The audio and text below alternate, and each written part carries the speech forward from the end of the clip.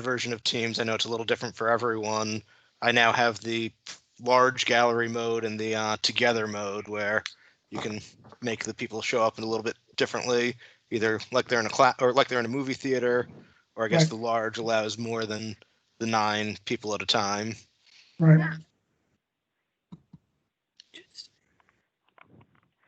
Okay, are we starting?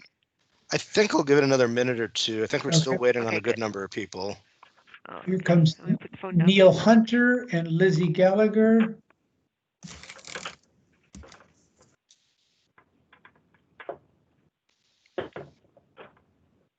And here's Neil Hunter and Ian Blackwell.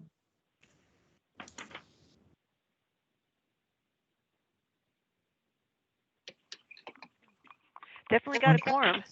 John Armstrong. All right. Excellent.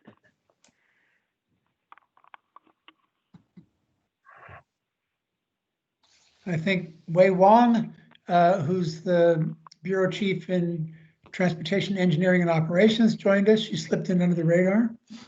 Super. That's the advantage of having a staff account, I guess.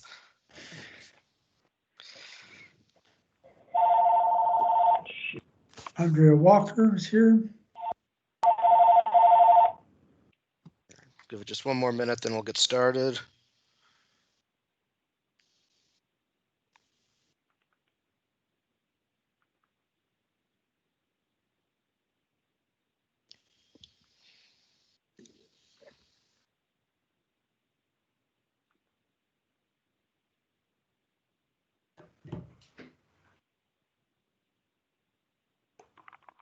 Do we have Jim yet? We do. We do. Wow.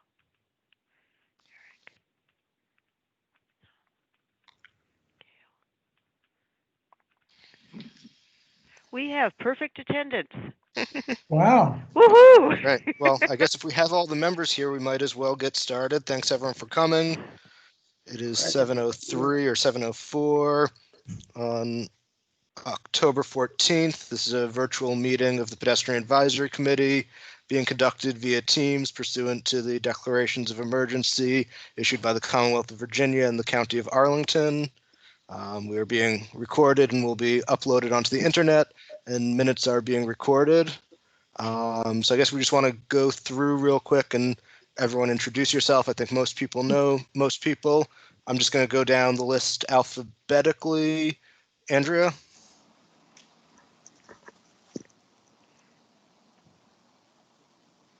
Andrea?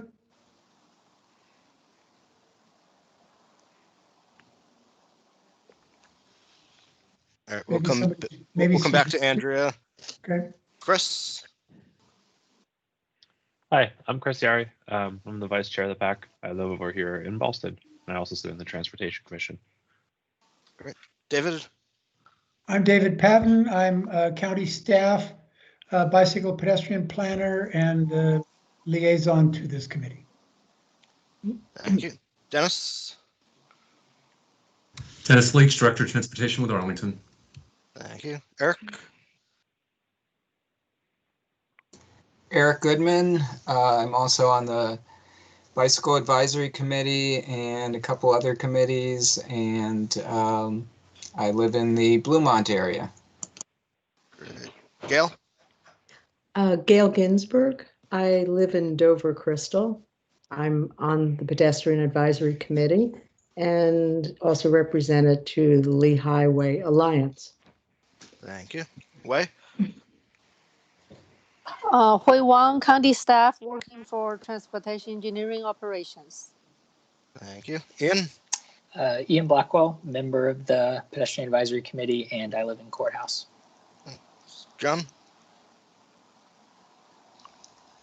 Is that me? Yep. John Armstrong, member of the committee, and I live in Lion Village. Thank you. Leah? Leah Gerber with Transportation Planning with the County Active Transportation Coordinator. Great. Lizzie? Hey, Lizzie Gallagher, member of the committee. I live in Boston. Mary? I'm Mary Delau, and I'm the program manager for Walk Arlington, and I live in Bluemont. Thank you. Michelle? Hi, I'm a resident at Inline Village in Clarendon and part of the urban planning program at GW and observing tonight for the class. Thanks. Great. Thanks for joining us. Neil? Hey, Neil Hunter, liaison from the Park and Recreation Commission. Great. Patrick? Good evening, everyone. I'm a prospective new member of the Pedestrian Advisory Committee, and I live in Boston. Thanks. Tom? Tom Corns, Cherrydale, member of the Highway Alliance Board, and I'm park steward, and I guess I'm ex officio member of the Site Plan Review Committee. Great. Pam? Hi, I'm having major computer problems. I'm the recording secretary for the PAC, Pam Van Hine, and I'm on the National Landing bid and the new VDOT task force for Route 1 and the Livability 22202 Route 1 working group, which we'll talk about later. Great. We got someone calling in from a phone number ending in 87. Andrea Walker. Great. And then I think some people joined when we're going through. Jim, did we get you yet? Yes, I just, my system froze solid, so I had to reboot it. Right. But I'm here, I'm happy. present member. Right. And Andrea Walker's having a problem too. All of those people are having major problems with their computers. Thank God we have a phone. And Jeremy?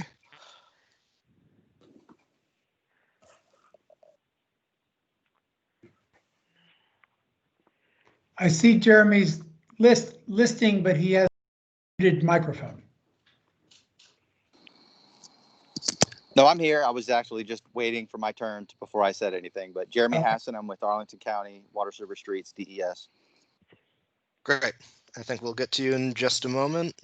In terms of chair's report, the only things I have I know over the last month we had a few different task force and working groups that reached out looking for PAC representatives to serve on them. So I know Jim is doing the Pershing Drive development. I think, John, you're doing the Clarendon sector plan review.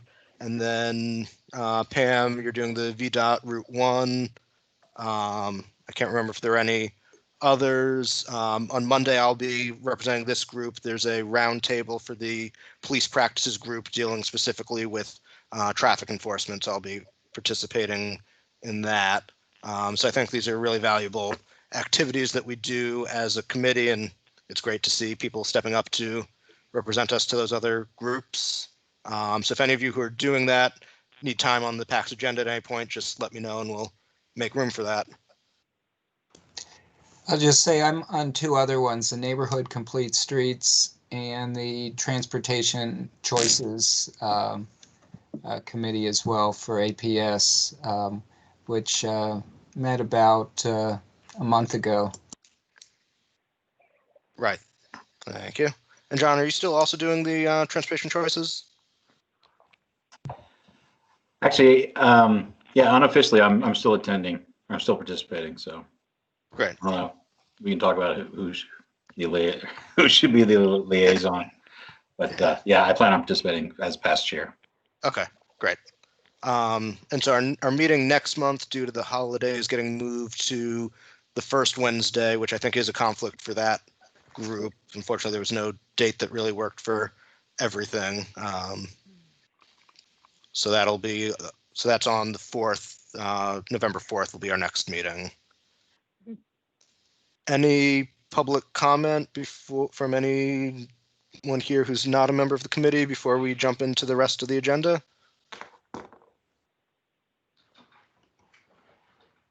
All right, if not, I guess I'll turn things over to Jeremy.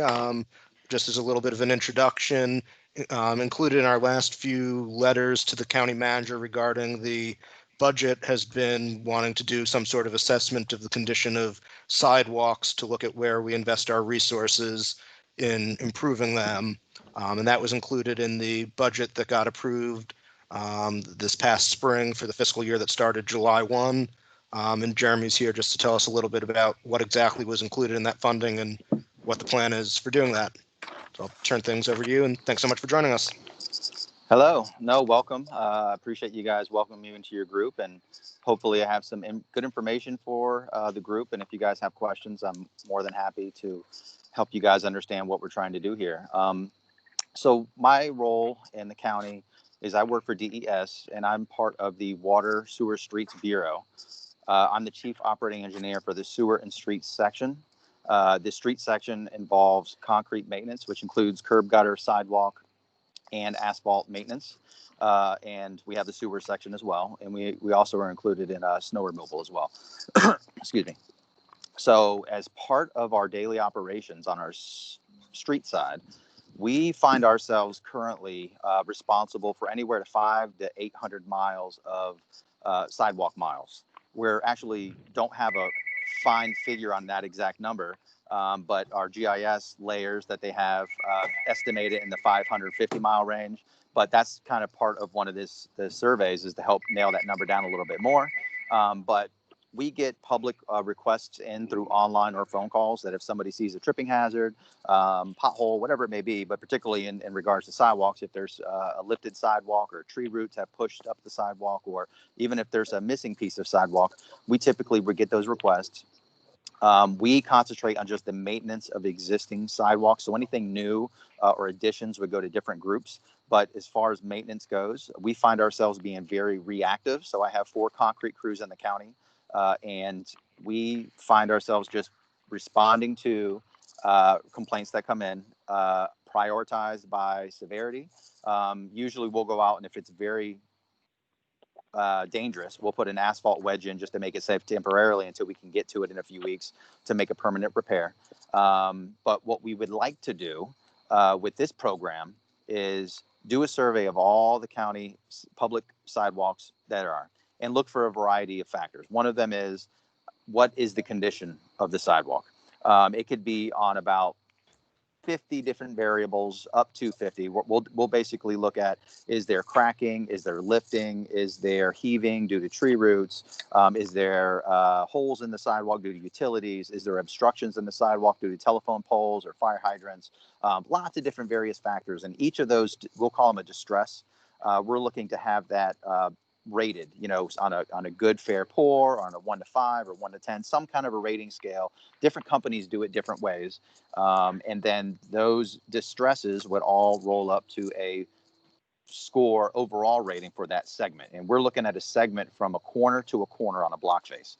So if you live on a street and you have a sidewalk on both sides of the street, those would be considered 2 different segments. So one side could have a completely different score than the other side, depending on how many defects they found from that corner to the other corner. So what we're looking at is we're trying to hire a vendor to come in, walk and or look at all the sidewalks in the county, take in a huge database of all these photos, analysis, QA, QC, and the goal would be we would have a database and a geolocated map that can show us overall in the county what is there out there that needs to be taken care of. They can also, depending on the types of distresses, recommend methodologies for repairing. So on certain ones, they're going to say X number of panels or X% of that line segment, or we're going to require complete demolition and repair. So there's a certain cost per square foot or square yard of that per se. There's different technologies like shaving, where a company would come in, and we use this pretty often right now, where they'd come in and just grind. If there's a corner or both corners are just like half an inch or an inch high, they'll come and grind that down, because a typical sidewalk panel is about 4 inches in thickness. So we typically allow shaving up to 2.5 max, so that you still have 1.5 inches, 2 for structural weighting, pedestrian loads.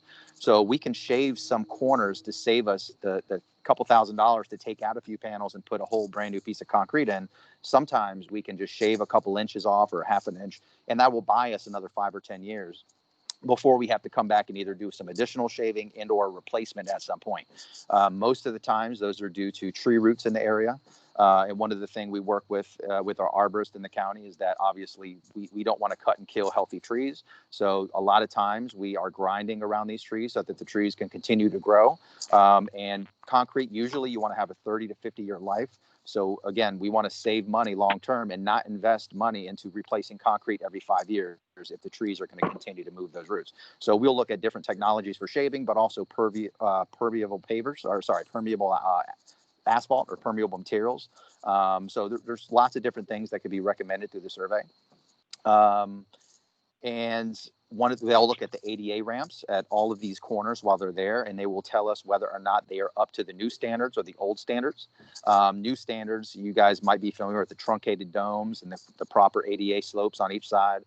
It's pretty obvious when you see the newer ones, and it's pretty obvious when you see the older ones, or maybe there is not a ramp there. So they'll be telling us all of that information as well for all the ADA ramps. And again, they'll be looking at materials of the sidewalk and ramps, whether they're bricks, whether they're asphalt, or whether they're concrete. They'll be giving us an overall condition rating, and they'll be letting us know in particular ADA compliant or not. So again, we'll have this master database of all these ADA ramps. And typically during pre-paving, we'll address ramps as we do some of that work, but some streets don't get paved as often as others, or some of them were paved, 10 years ago and might be another 10 years before we get back to them. But maybe if we don't have the new ramps in them 10 years ago when they were paved, we at least can see how many are we looking at and how can we phase in ramp replacement over 10, 20 year period.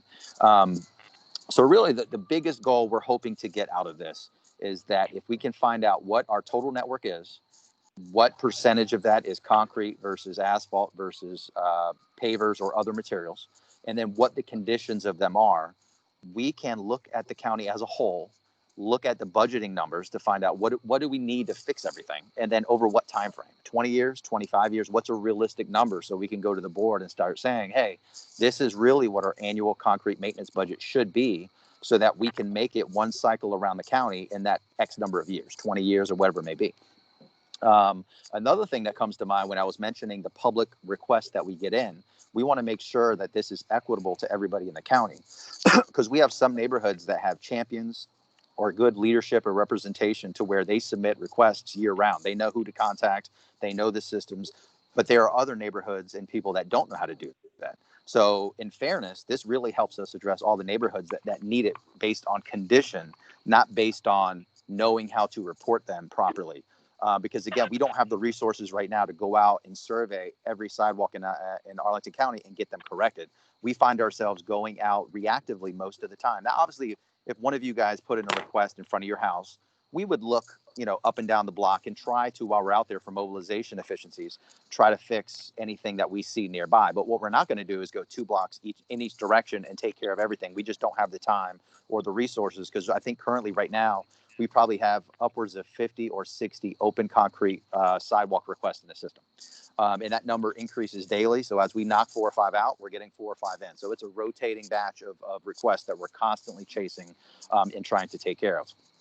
Another thing that we really are hoping this survey can help is that, I don't know if you guys are familiar or not, but we have concrete maintenance zones that we consider high density areas. So those are typically in the commercial and metro corridors that it's based on a zoning. So we have a website in our street maintenance that talks about our sidewalk maintenance program and the high density program from back in the 80s when they implemented this. But if you are in one of the designated zoning categories that are on that, you are qualified as high density. The adjacent property owner to that sidewalk, regardless if it's in the right of way or on public property or private property, they are responsible for the maintenance of that sidewalk. So around most of the metro corridors, if you guys say, hey, there's a brick missing, or there's a sidewalk panel that's lifted and you report it to the county, we will go out there, and once we realize it's in a high density area, we then have to have an inspector go out and try to make contact with the adjacent property owner and have them repair that. Now, what we can do to make it safe is we can put asphalt on it, as a temporary fix, but it's up to the property owner adjacent per the current code for them to fix that. What this survey may allow us to do is give us some figures that we can run and analyze and then pitch it to the board to say, hey, this is what it's going to take if we continue this program that we implement and can take on and manage this high density program, or here's the alternative that if the county wants to take on all sidewalk maintenance, regardless if it's high density or not, so that we don't have to have that middleman relationship between making it safe and then making the property owner aware of the repair and then checking on them to make sure it's done. So it's a huge program. It takes a lot of resources to manage and to make sure it works effectively. And it's never fully been 100%. There's been a position, I think, years ago in the budget that was proposed, but it was never filled, and then it was taken away before it was filled. So it's a delicate kind of subject that needs some more fleshing out. But I think this would be a good opportunity for the county to maybe make that whole and take it over, or have some additional resources to manage it like it was intended to be several decades ago when it was implemented at the time. So that's really the overall goal of this survey, what the plan is. So it's in procurement at the moment. The goal is to possibly have it out in the next month or two on the street and have it awarded by the end of the calendar year. And then for over the next 6 months until the end of the fiscal year, we would have the survey completed and the data given back to us in a summary report that we can actually bring up to management and act on. Obviously, winter, the least amount of snow that we get, the better, because they can actually survey in cold weather as long as there isn't snow or leaves on the ground covering up the sidewalks. So snow is really our only enemy in the winter. Otherwise, those months are open for work. So that's good news. Otherwise, spring is really where the work will start to ramp up. Different vendors have different technologies. So one of the things that you guys might expect to see out there is, segways and or like an off-road four-wheeler, very small, compact, with a computer screen attached to it that has the cameras on it.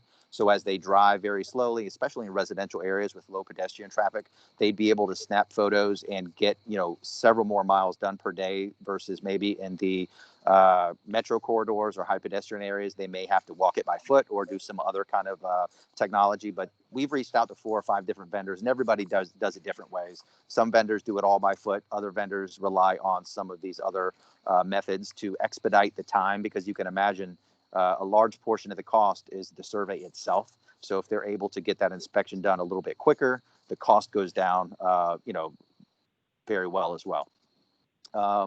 So we have not, again, this has not been awarded, so we don't know all of the details, but we have reached out to vendors that have done this for city of Atlanta, their city of Durham, North Carolina, several other vendors in Colorado and other areas. So this is something that not every city in the country does, but a lot of them have. So this is something that, depending on what you have and what the condition of the network is, we feel it's pretty important that we really need to know. Otherwise, we're just going to find ourselves just getting the bare minimum per year that are reported to us versus let's be proactive, see what's out there, and maybe, we can get out to, a neighborhood a year and get it equity. So if X neighborhood up on the south side or north side, wherever it may be, if the data shows that neighborhood is in the worst shape and need, that's where we would go first. And then once we're done with that neighborhood, we would look at the next lowest rated neighborhood and we would go there next. So that to us makes the most sense, because mobilization is one of the highest charges with construction that you can have. So jumping from one area on the north to the east, to the west, to the south, you're losing time and efficiencies by doing that. Great. I guess I've got a couple questions. I think some other people on the committee do as well. So one is just, what's the scope of the sidewalks being covered? Is it just the ones that are adjacent to streets, or if there's standalone pedestrian paths, or is that included as well? It's all public sidewalks along streets. So we have not decided to loop in any trails or anything like that. It could be a discussion point once we get to a vendor and can talk about that. But the primary purpose of this was to have public sidewalks. Yeah, so I think we have public sidewalks that aren't along streets, not talking about trails, but there's kind of some cut throughs in places. So I think those are important to be included as well. If it's identified in right-of-way, not necessarily a street right-of-way, but a right-of-way that our GIS department picks up as a public sidewalk, then that will be included. But we'll look at that when we get the data back from GIS. But I think they have pretty good layers that show if it's a county parcel that splits between a couple pieces of land, hopefully that will be picked up in this, would be my thoughts. Great. And the other thing I'll have before I turn it over to other people on the committee is just, I think when you get the results in, that's something we'd definitely be interested in looking at and perhaps talking to you about, because I think beyond just the raw scores for where things are worse, there's other factors, like obviously on the higher traffic roads, it's more important to have good sidewalks. So I think that'd be a conversation that we want to have with you when that comes in, as well as hopefully advocating for more funding alongside you.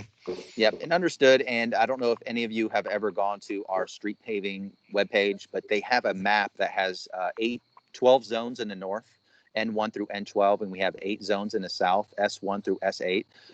Sometimes there's civic association boundaries or neighborhood boundaries, but just for reference, if anybody has some time or interested to look that up, most likely what we would do is use a boundary about that scale so that when we look at like a 20-year cycle, for example, it works out nicely that we have 20 of these zones. So what we would think is if the math works out well and we have it and say, hey, here's the funding on a 20-year cycle, we would go to each one of those boundaries, and that whole boundary, we would look at everything from all the repairs, whether it's complete demo and repair to shaving to, we have a lifting technology where they can lift panels up and put foam underneath it, and it lifts it up, just a fraction of an inch or an inch or two. So you don't have to tear out a whole piece of concrete and put a brand new one in. There's nothing wrong with the concrete. We'll just lift it up. So we'll look at all those techniques to try to fix all of the known issues in a whole boundary at one time.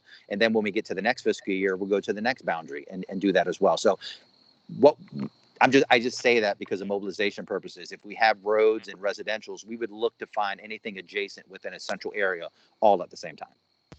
Great, thank you. John, do you have a question? Yes, thanks, Eric. Thanks, Jeremy. Quick question for the survey. Is it just purely surveying the existing sidewalks network? Will they be looking at like missing links or where sidewalks don't exist and they should? No, so they will be looking at just the existing sidewalk and the condition of it. Okay. They did say they could note when they do, every vendor has a different, add-on item or something. That's something that a couple did mention to me. So it depends on the cost, the time, and if we can get it done in time. But I think they will, when we sit down with them and talk to them, they can point stuff out, inconsistencies on the GIS map that we give them. So, the map's going to kind of indicate where you have sidewalk and where you don't. But maybe what they do is they can highlight and say, hey, you know what, I noticed there was, this was wrong on the map. It shows there is, but there isn't, or vice versa. But maybe if there's some obvious things they can point out, I think that's something they can probably pass along to us. But I don't think that's going to be a big aim or goal of this survey, just given the shortened time frame we have to do this and the main goal of looking at the condition. Okay. And then would the condition include sidewalks that might not be in disrepair, but maybe they're too narrow by today's standards, or they don't meet ADA compliancy? That's definitely going to be, that's one of the distresses, I guess we would call it, an observation. So material, width, they're going to look at all of that. Absolutely. Okay. I guess one last thing, I think you answered it, but, or sort of, the conditions, I just note, like I was up in Clarendon today, and the sidewalks in the high density area, a lot of the sidewalks are just nasty. Like, they're not falling apart, but they're just dirty. And I mean, you have to go see it. Like, is just purely cleaning the sidewalks? Will they be addressing some of that or making those recommendations? Not necessarily. So countywide, regardless if it's high density or not, the adjacent property owner is responsible for maintaining that sidewalk. Same thing with snow removal, same thing. So we occasionally do get calls in for, weeds and or for, cleanliness of sidewalks, but it's the responsibility of the adjacent property owner. So our inspectors would try to go knock on the door, say, hey, this is your responsibility to clean and or to pick up litter or to weed or trim or something like that. But that's true of our homes as well. That grass strip is technically the county right of way. We are responsible to maintain and cut that grass as, but it's not, we don't own and maintain, we don't own it, but it's our responsibility to cut it. The county isn't going to send a lawn contractor to cut that strip of grass between your sidewalk and the road. Okay, thank you. Okay, no problem. Jim, do you have a question? Yes. A number of years ago, the Neighborhood Conservation Advisory Committee built an inventory of sidewalks, streets that had sidewalks and not sidewalks. In other words, there were those, they identified the areas that did not have sidewalks and those that did have sidewalks. And I believe they targeted those that, well, they may have been obvious, but that were paths to schools or public transportation or something. Did you build on that, or were these combined in any way, or? So my understanding is our GIS layer has been being updated continuously. So my we have worked with Tim McIntosh and a lot of the other Missing Link and neighborhood conservation folks on a daily basis. We actually construct some of their jobs. They bid it out to contractors in some cases, and we do some of them for them. So we work pretty closely with them. But my understanding is our GIS layers are intended to be able to capture as much of that information as possible. So we're really hoping to go off of those layers. But as part of this survey, they are going to make revision and recommendations of things that they find inconsistencies in the field. So again, that could be something that they pick up and or maybe verify that, yes, this area still does not have sidewalk. But yeah, we're not using that data to necessarily build it, but I have a good feeling that it's built upon some of that data, the GIS layers that we have now. Yeah. Thank you. No problem. Thanks. Ian? Yep. So this kind of piggybacks off John's question, asking about like what might trigger or what would be taking into account into the ratings. So as far as like obstructions on sidewalks, whether there's like electric poles, stop signs for streetwear that's in there, is there an appetite within the county to, fix those type of issues, which might be, more expensive or require more work than just lifting up a sidewalk a little bit or repairing that, but would actually involve, moving power lines in some direction or coming up with a new way to use street signs? I don't think it's as much of a problem like on the main metro corridors, but in a lot of neighborhoods, walking down sidewalks, there'll just be a giant power pole in the middle of the sidewalk or stop signs or other street signs that are blocking the way. Absolutely. I think this data is this data isn't only intended to be used by my group. I think this report and data can be shared with, neighborhood conservation, Missing Link, lots of those groups. And then we would look at all these data. So there'd be some type of a column or a distress type that would call out, clearance issues.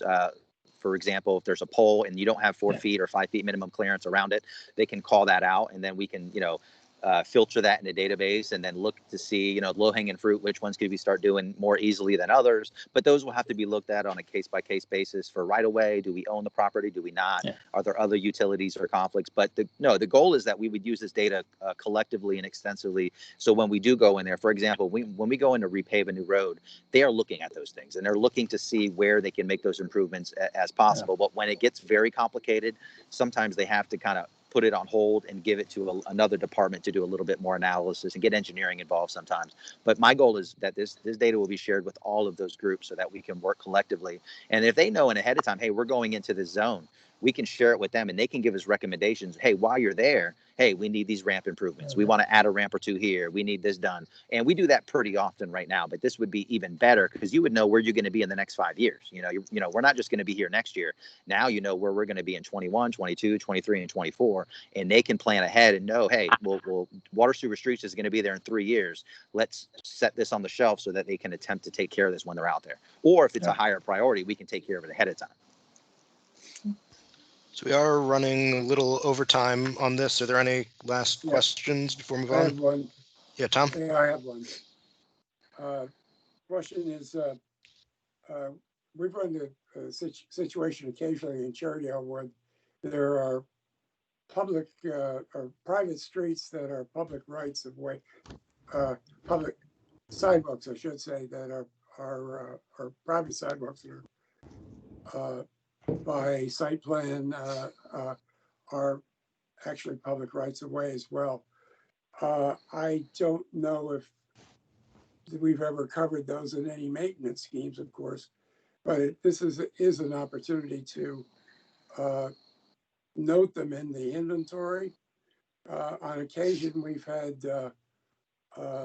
some balking at a townhouse community or something or other in terms of public use of a street that is a very, very useful, can be a useful shortcut or safer route to school or so forth. But the other thing is this also a chance to inventory in one place amenities like benches and even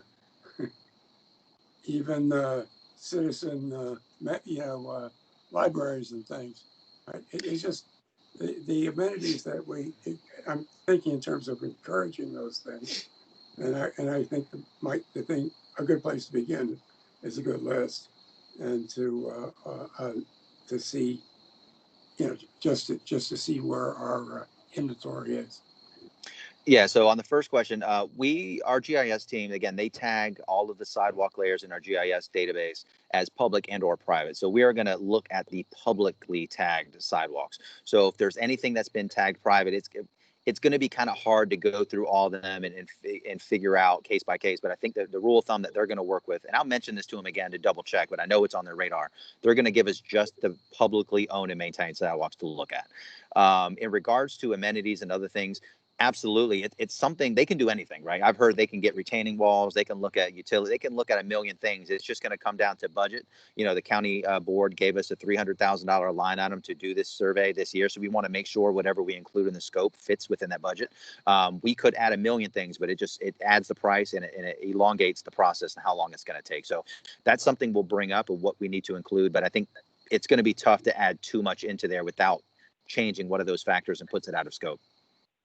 Not to say it's not important. It's just trying to get that done by the end of this year might be difficult. Mostly I'm thinking opportunity. I agree with you. I don't disagree with you there. It's just we're going to see what we can add in. They're going to bring other vendors' distresses and observation points of what they included in their surveys. And if we can add in a couple things for the same price with no change of price, we'll take advantage of that. But if it has a significant increase or deviation from the scope of work, we may have to reevaluate. Can you just give Dennis a notebook and he walks all the streets in the county? I don't know how long, what his schedule is, but we might save some bucks there, you know. We'll take all the help we can get. Well, I think you do have a room full of volunteers. If there is any room for lay involvement in helping out on this, let us know, and we're happy to walk streets as well. We appreciate it. Thank you very much. All right, and then the last question from Patrick. You're on mute, Patrick. Okay, let me. You're back on mute. Okay. Okay, you mentioned your budget is 300,000 for the survey. Correct. In terms of like prioritizing these maintenance projects, is there a line item for like a capital investment plan or something along those lines for, you know, since it seems like it might be multi-year funding? Is that has the county looked into that, or what's the budget going to be once we have to prioritize which projects to do the maintenance on the public streets or public sidewalks, et cetera? Yeah, so this report will include some looking forward ahead numbers, estimates. They can help analyze it in certain ways. And then we also have all the raw data, so we'll be able to analyze it as well looking forward. But the report will include some kind of an analysis based on some initial terms, like 20-year plan or something like that. And they'll be able to give us something based on our condition and criteria at some kickoff meetings as we get through. Okay, thank you. Absolutely. Good point. Great. Well, thank you so much for joining us. I think there's probably more conversation to be had here just about around the routine maintenance that's already being done, the high density program you talked about. And so I think it'd be good to have you back at some point either in a couple months or once the survey's done. Absolutely. Yeah. Great. Sounds great. Thank you. Thank you. Thank you. Have a good night. Good night.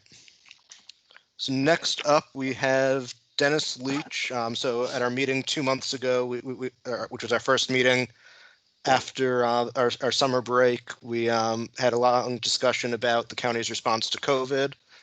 So Dennis has been presenting. I know he presented to the Transportation Commission as well as the Bicycle Advisory Committee. And so he's here to kind of brief us on the county's actions over the summer and where we stand now and looking forward. So I'll turn things over to you, Dennis. Thanks for joining us. Great. Thank you very much, Eric. And let me try to pull up the presentation here. Oh, shoot.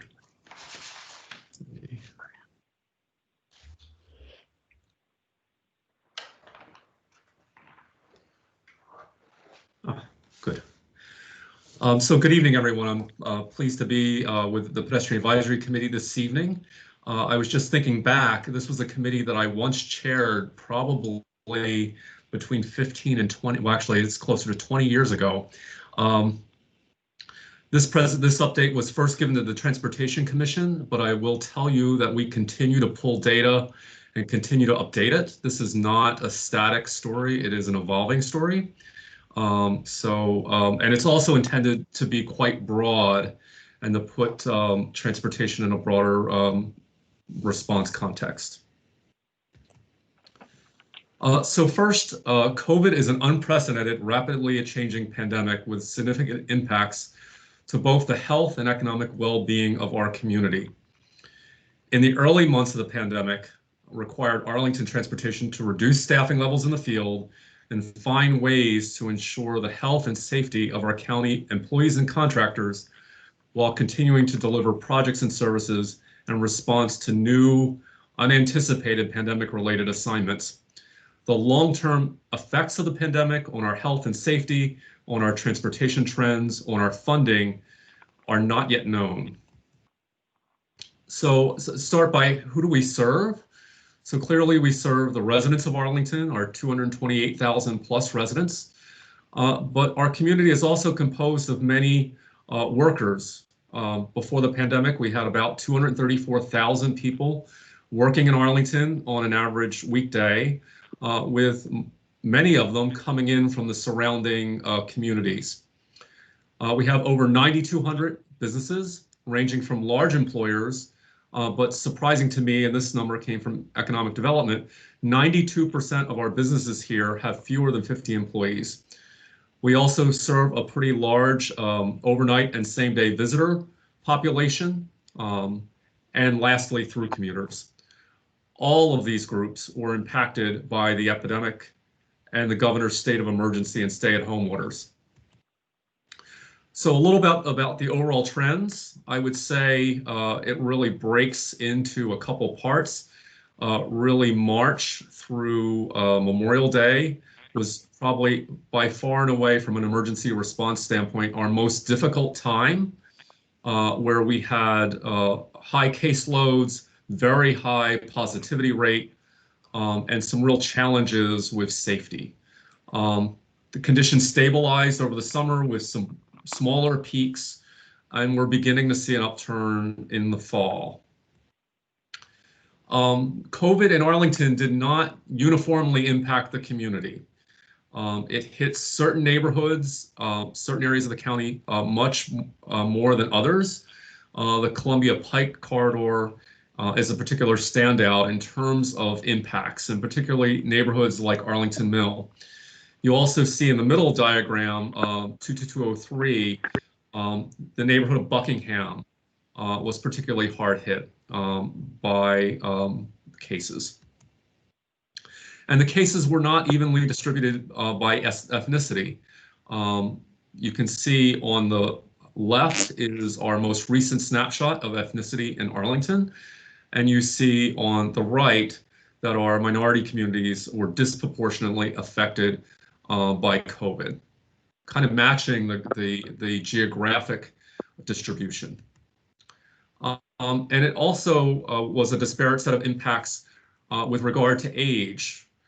Even though caseloads were higher in the young and to middle-aged populations, it took a tremendous toll on our elderly population, the 70 to 80 plus population. Most of our fatalities, which happened between March and Memorial Day, took place in that those last two groups, 70 to 79 and 80. Over, I believe, 110 of our 152 deaths in Arlington happened in our assisted living, senior living, rehab facilities here in Arlington. And that's the health side, but then there's a whole economic side to the pandemic. So in Arlington, we had very low unemployment in February, which is pre-COVID. And by April, that jumped 5+ percentage points before slowly dropping back. And the Arlington numbers really understate what happened here, because 2/3 of our workforce comes from the surrounding community, and the unemployment rate exceeded 10% in our neighboring jurisdictions. A survey of our businesses in Arlington, over 40% laid off staff during the pandemic. Our hotel sector, which is the largest in Virginia, was really harmed deeply by the pandemic and is just beginning to recover. You can see occupancy rates in June were 23%. And then we have a major airport, which is a benefit economically, but it too is not doing very well, off by 78% in terms of passengers. What we also found, the county actually issued a grant program to support our small businesses. And we found that our low and moderate income workers were the most affected. This gives you a snapshot of which businesses receive grants, both in terms of type of business as well as location. Next is transportation safety trends. What we found is that with reduced traffic volumes, we saw fewer crashes and fewer bike and ped crashes. But we continue to focus on this area, and we are currently pulling data to bring this up to at least through September. So we have data that pulled through May, and we're now trying to pull this data and bring this up to September tallies. And now I'm going to shift to the COVID-specific impacts on Arlington transportation operations and staffing. So by mid-March, we had a rapidly evolving health emergency in Arlington with rising case numbers, hospitalizations, fatalities, inadequate testing, and shortage of personal protective equipment, which we did not think a lot about before March. Governor Northam declared a state of emergency March 12th. The board declared its emergency on March 13th. And all county emergency support functions were activated, including transportation. And we remained activated from March through the July 4th holiday. So our focus was to align with the directives of the governor's declared state of emergency and our local state of emergency and stay-at-home orders. We implemented immediate measures to support the health and safety of our staff and contract workforce. And we took steps to preserve continuity of service delivery to the public across a wide range of services, including transit, paratransit, commuter services, signal operations, permitting, and inspections.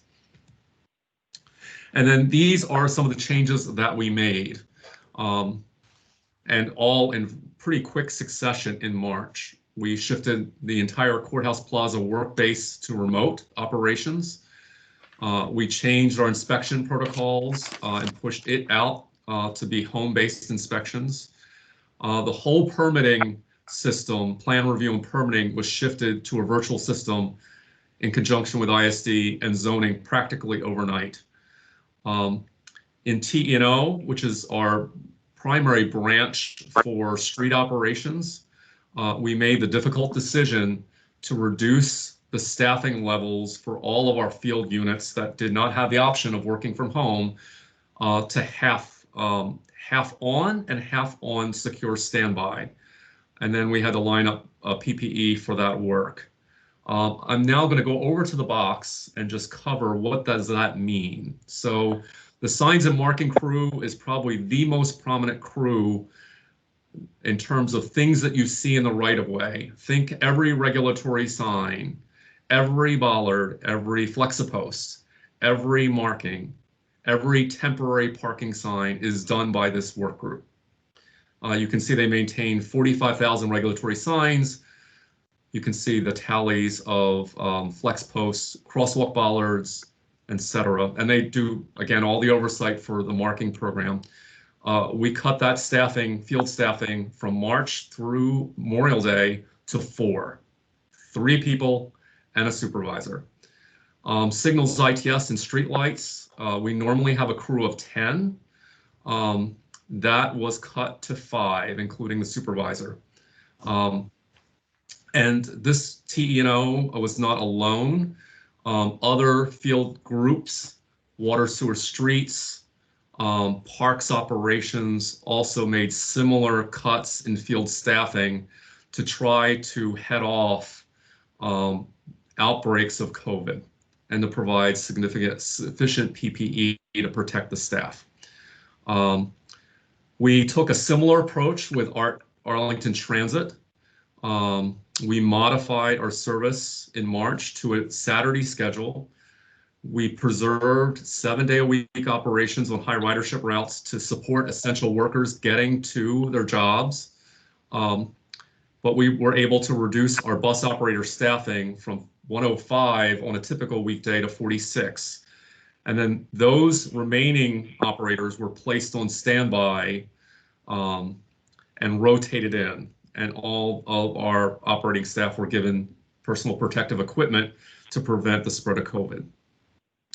We kept all our commuter stores open, but we implemented safety protocols such as plexiglass, barriers, masks, signs for customers.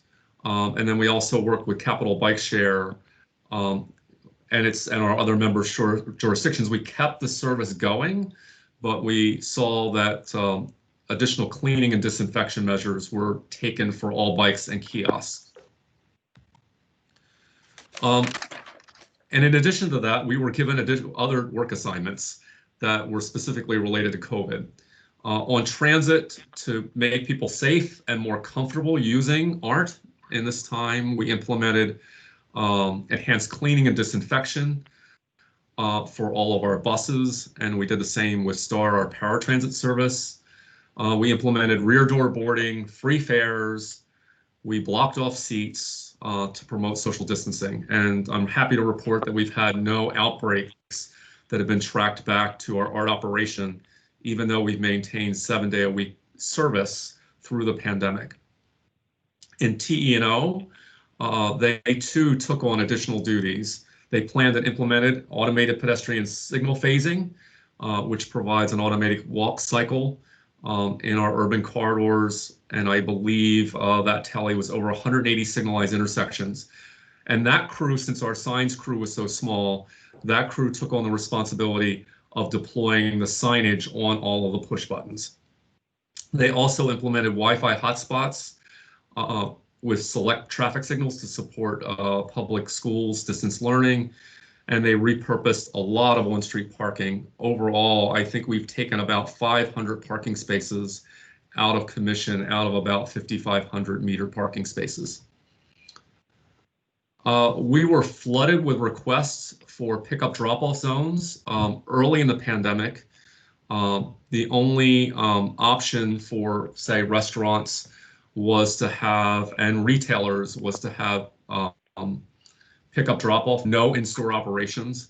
I believe we received over 450 requests for such zones, and we ended up implementing 170 zones, often combining multiple requests into a designated zone. We were also tasked with supporting the review and approval of temporary outdoor seating permits and implemented selected pedestrian bypass zones where expanded outdoor dining was actually creating queuing on the sidewalks. And then this next one is an ongoing effort of all branches of DOT. We put a major effort into trying to help schools implement an operational back-to-school model. Their transit operation, their bus operation, is as impacted as our public transit. They can carry far fewer students, which means trying to figure out different ways to get students to school. Everything from trying to create a better walking and pedestrian service to the schools to creating park and walk zones. Particular recognition to TE&O, which is developing the traffic management plan for all 31 schools, and Walk Bike Arlington for helping with the audits of all of the schools. And next, I want to specifically address the requests for temporary street closures. These requests were considered in the larger framework of the county's emergency response to the health crisis and ensuing economic crisis, and it was not a transportation-specific evaluation, it was a county evaluation. So the factors that were considered included the following: operational issues, which included the need to continue to provide transit service on our major or arterial streets for essential workers, to provide everything from parking and loading to emergency access. We had a pretty robust discussion about equity considerations, what parts of our community were the most affected, both from the health standpoint and the economic standpoint by the crisis. And then we also looked at staffing and other resources across county departments, including the manager's office, environmental services, and police. Staff intensity for short-term or temporary measures was a consideration versus trying to continue to work on implementing permanent installations. Temporary measures for us are very staff intensive, much more staff intensive than actually doing a permanent deployment of a repurposing right of way. And in general, for temporary closures outside of paving and utility repairs, these depend on police staffing with the use of overtime. And then our goal was to continue to deliver the base program during the pandemic. So during the first, we're now in month 8, we continue to deliver services and advance plans and projects across the organization. There was no lapse in any service area at any time. Actually, this should now be 7+ months, even with reduced staffing levels in the first 3 months of the pandemic. And some functions actually were expedited, and I think you will see benefits as we go into the winter and into next year. Our capital projects, our engineering plan review and permitting operations actually got more efficient using remote work, which means plans were getting reviewed and approved, going out to bid. So there is a lot of construction in the queue, including construction that benefits pedestrian facilities. The capital projects that were already underway did benefit from some efficiencies due to reduced traffic levels, and we continued to implement safety improvements to the pavement marking and other civil work. However, there were impacts or drawbacks here. Our capital maintenance backlog increased due to our decision to cut staffing. And this was really true. It piled up in the March, April, May timeframe, and we began to catch back up by mid to late summer. And then community engagement around our planning program, our capital program, has been challenging because we are doing all of it remotely. So I just want to highlight some things that actually got done during the pandemic. Work continued. So right at the beginning of the pandemic, we finished up Clarendon Circle. The final markings, landscape, and signage went in.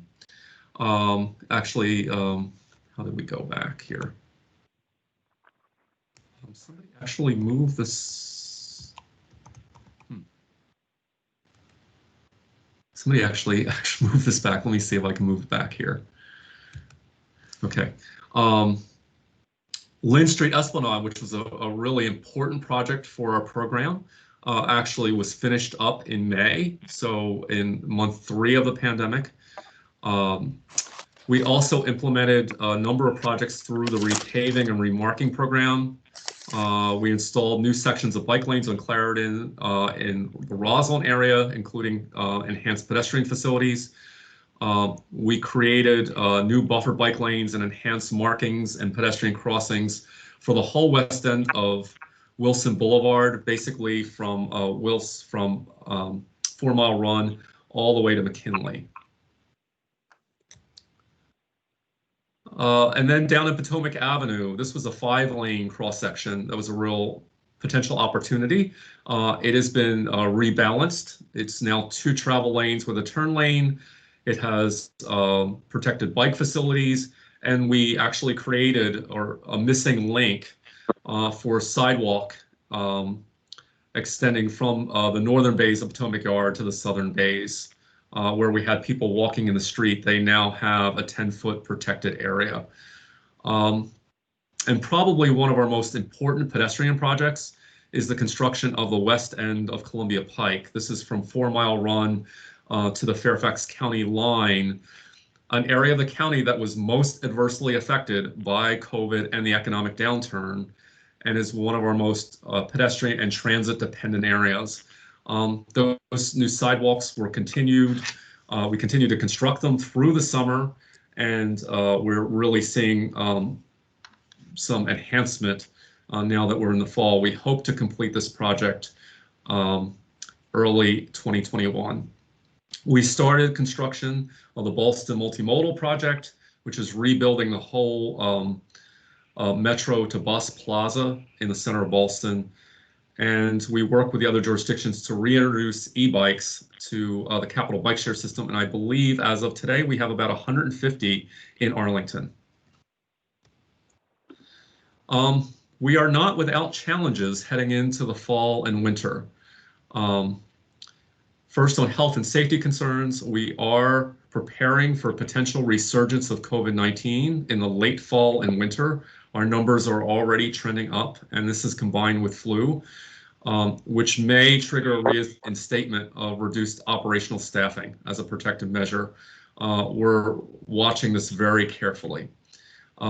We're also trying to maintain the overall health and safety of county employees and our contractors. And this is going to extend into 2021. And then we continue to work on better ways to engage our community with our programs and projects during the pandemic. And then we have some transportation changes. We've seen an uptick in telework and flex work, and it's really unknown how much of that will be carried on to a permanent condition. We have major challenges with trying to bring APS back and support transportation to school in this COVID environment. And so we're going to see how that goes this fall, and we'll be providing ongoing support well into next year. We are really concerned about transit. Both ART and our regional provider, Metro, all the other providers in the region have lost a tremendous share of transit passengers and revenue.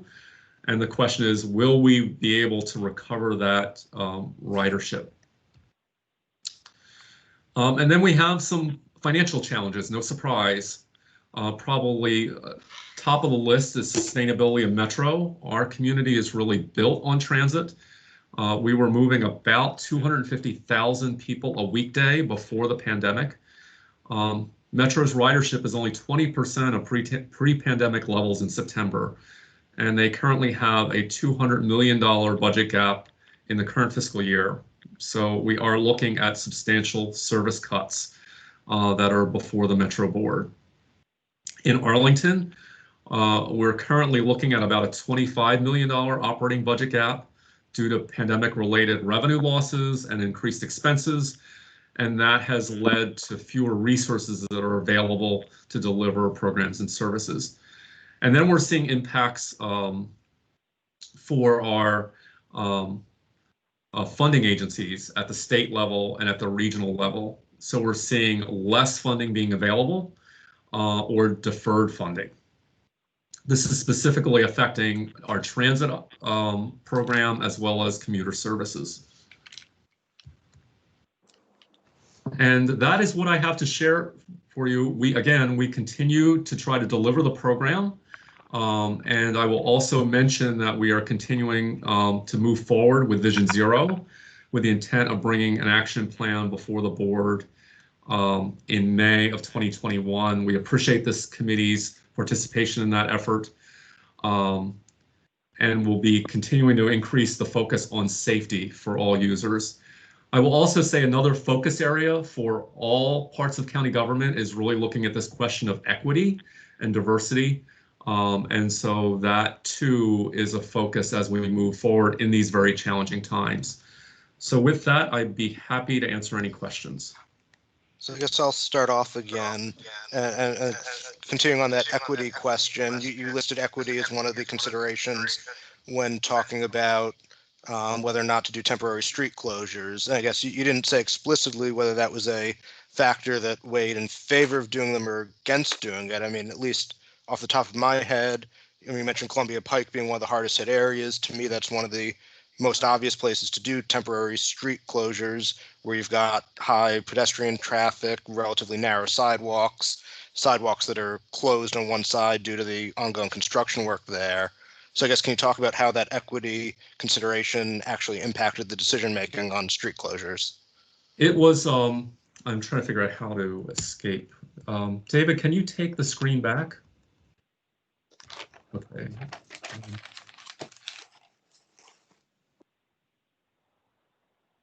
I'm just trying to see if David can actually pull the screen down. If you have the share button that you clicked to share initially, I think if you click that again, it'll take it away. It's giving me. I've done this so many times, and this is the first time I've had this. Escape. Shoot. Okay. It was one factor. The challenge with Columbia Pike is that the streets are often 2 lanes and are parked up. So some of the places like Buckingham and Arlington Mill that were really affected by COVID were also the place where the streets were still very much in demand. And that was one of the things that we discussed. And I guess just in general, we made the decision not to do any temporary street closures for all the factors and challenges you listed. But those were all challenges, I think, that every community in the country and certainly in the region was facing. And many of them did find ways to do street closures. So what do you think it was that was kind of unique about Arlington that led to a different decision than elsewhere? I think it was really just a consideration of resources and priorities during the pandemic. Again, we're a county manager form of government. The departments all work for the manager. I can say pretty definitively in transportation and particularly in TE&O, we simply did not have the resources to actually take on street closures that needed any kind of ongoing support. As I mentioned in my presentation, we were down to 3 people and a supervisor for all of signs and markings, which is typically the crew that would do it. And so we would be looking to other parts of the organization, such as police or water source streets. And those are resource allocations decisions that we don't make alone. And I think Wei actually wanted to add something. Wei is our TE&O bureau chief and led our response for that part of the pandemic. Yes, Dennis, I just want to sort of give some supplement information about street closure or repurposing lanes. I don't think we made a generic decision on no, we're not going to do it. That was not the case. From the beginning, when we received information and request, I don't know if David, remember you and Rich, when he's still working with us, actually we discussed about potential locations. Would this street be a suitable case? We did receive, I remember some of the residents' requests passed through the county board to us, and we evaluated all those locations. It's really unfortunate that we didn't find a easy, simple, low-cost solution to implement that. I can give you one example. I mean, 2 examples I remember very clearly. One is Crystal Drive.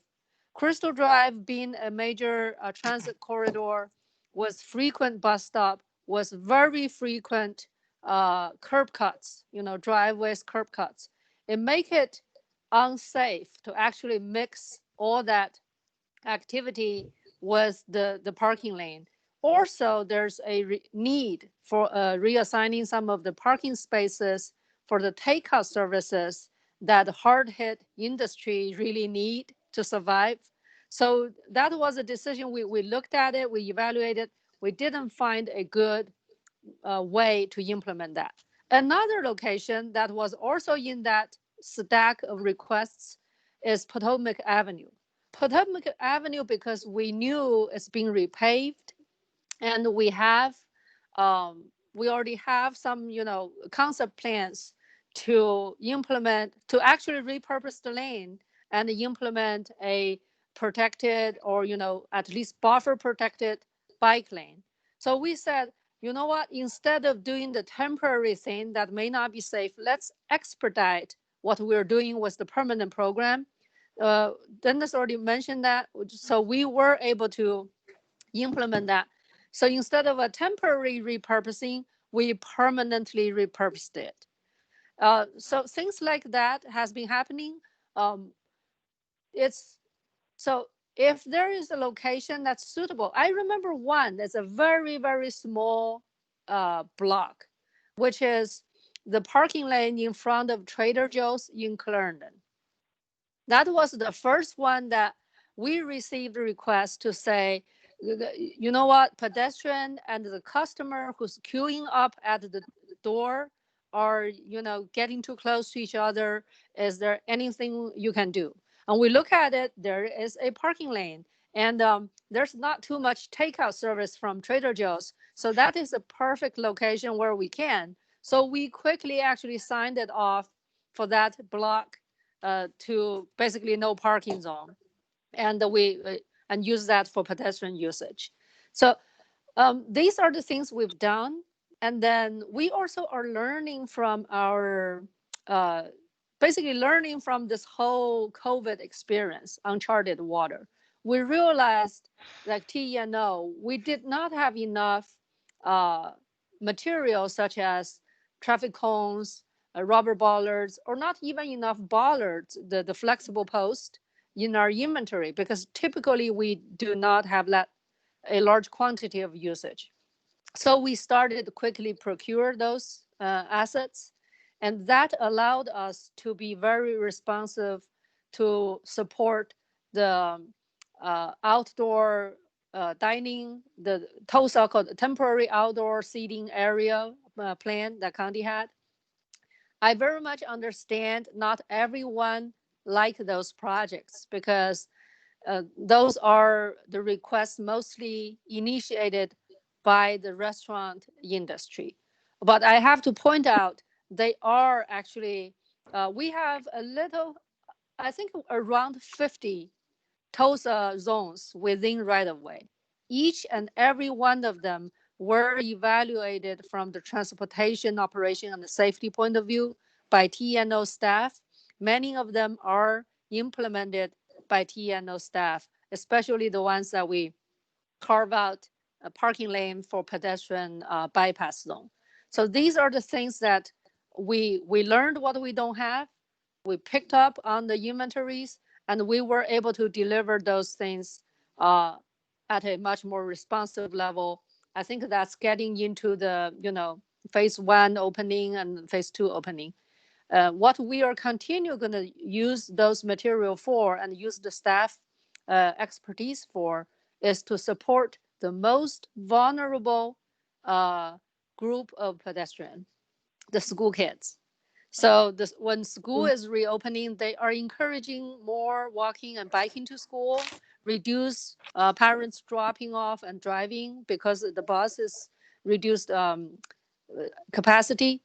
And the TNO, not just TNO, water sewer streets as well. We are working with school, not only to identify routes, also to provide additional support on crossing guards, additional support on basically temporary setups at crosswalks or sidewalks that would help the kids. We're conducting a lot of retiming of our signal to provide like the leading pedestrian interval, give the kids a few seconds to walk before the cars start, giving a longer crossing time if we anticipate large volume of kids crossing. So all these works are being conducted that is benefiting the pedestrian community. So that's what I have to add. Thanks, Sway.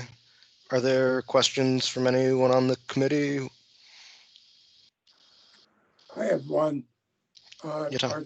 Are traffic counts making alternate uses possible in some places? Are you seeing opportunities that might be carried over the long range that lower traffic volumes give us? Yeah. Dennis, I can take on this one.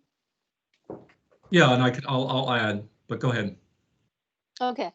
So we are tracking traffic counts mostly on the major corridors.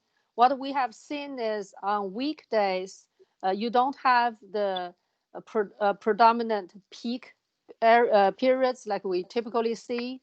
And so it's more of a rising, slowly rising to a certain level, that level, and then drop off. On weekends, the traffic pattern pretty much is similar to previous pattern.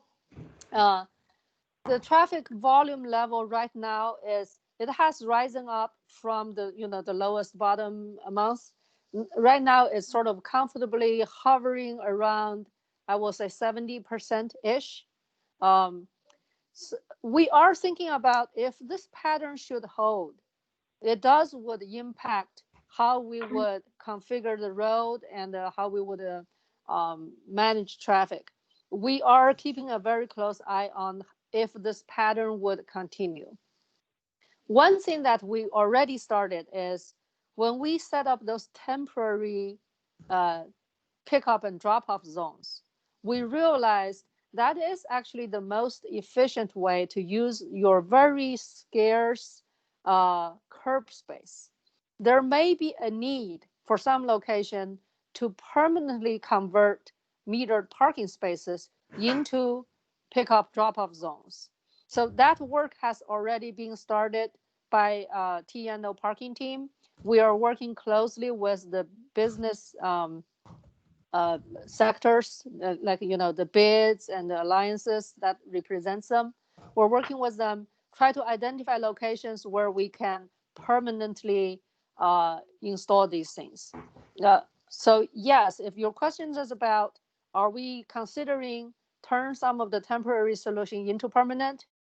Traffic patterns support that? The answer is yes. And I really hope, personally, I really hope the traffic pattern goes that Yes, way. and I'm That would going to give come us a at lot this of resources.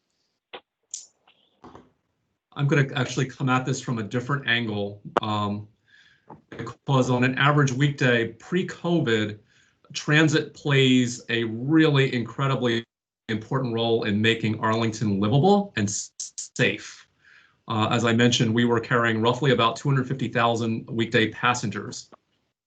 And it's really important for our program to try to instill confidence in the transit system and get people, as they return back to work, to avail themselves of metro bus or commuter bus, because what would be very detrimental is if many people that were on transit choose to drive. So this is something we're watching very carefully.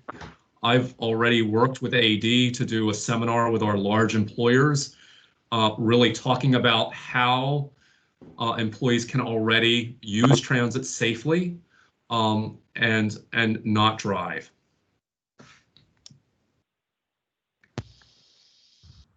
Are there other questions? Eric?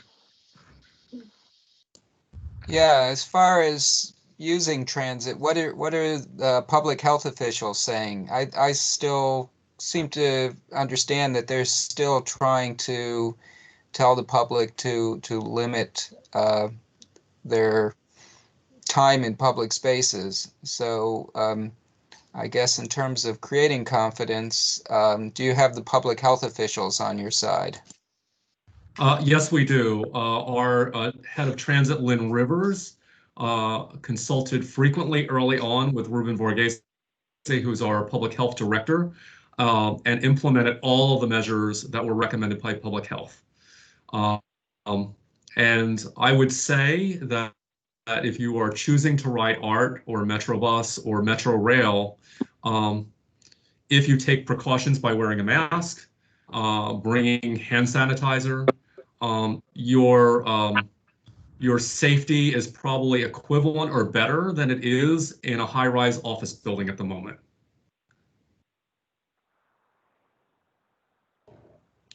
And we are seeing no crowding on any of our transit services at the moment. And with our local bus service, we actually add trips if we see any evidence that we're beginning to get crowding.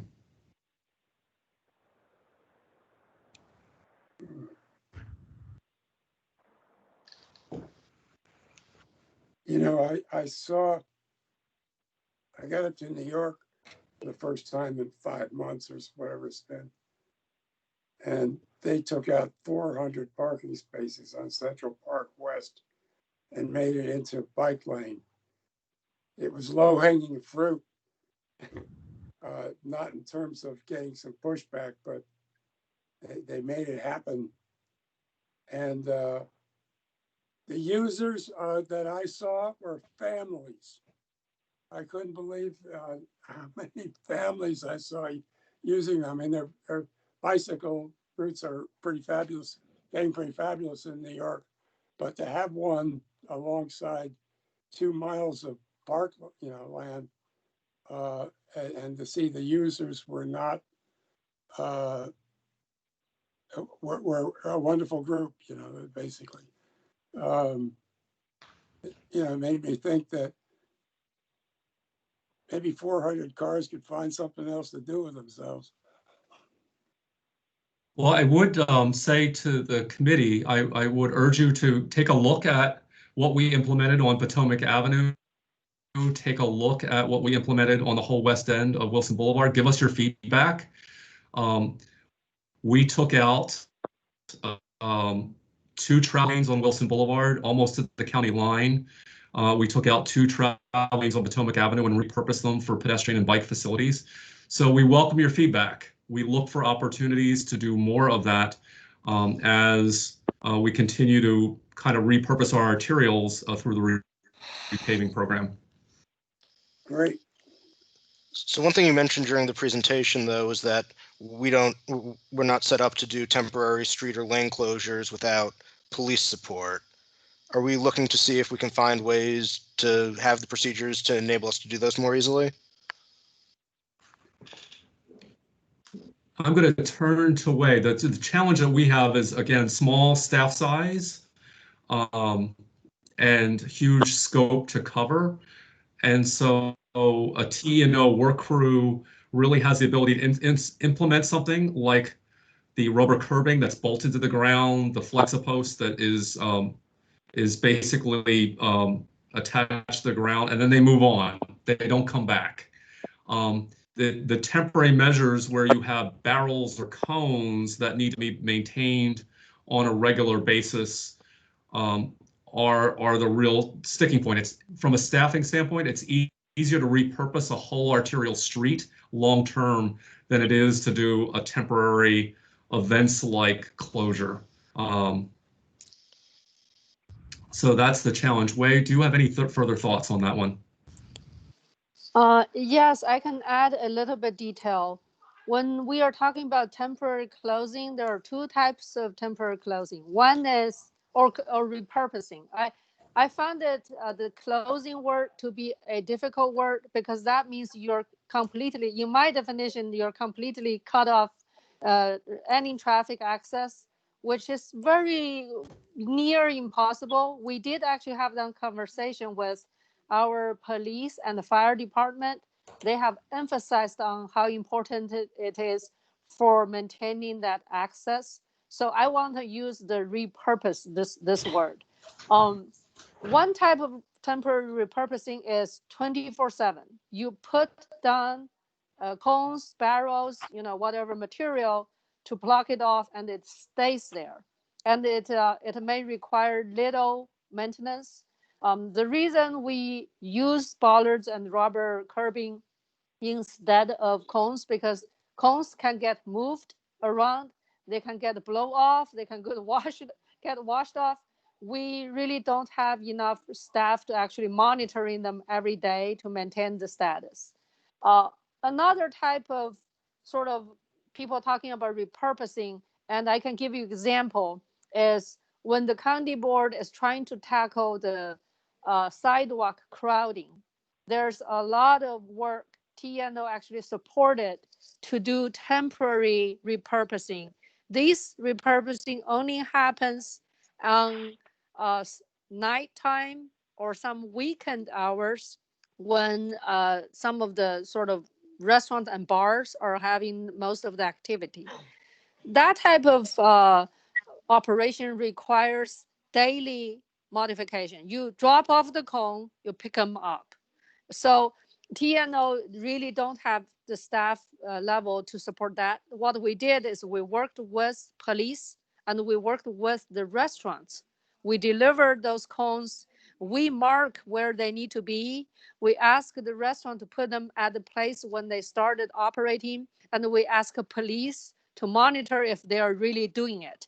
So you involve a lot of pieces in order to just get that set up. It did took a lot of coordination and resource. Of course, later, the board decided to let that ordinance lapse. So those things has been, they're not being continued. But that is another type of activity. We looked at our street network and we found some places, well, it may make sense because I remember I hear this request to say 5:00 p.m. is where I see most of the crowding happening. And that is the time I want to go out, exercise for, mental health, because I've been, cooped up in the room for a whole day. But that is very crowded.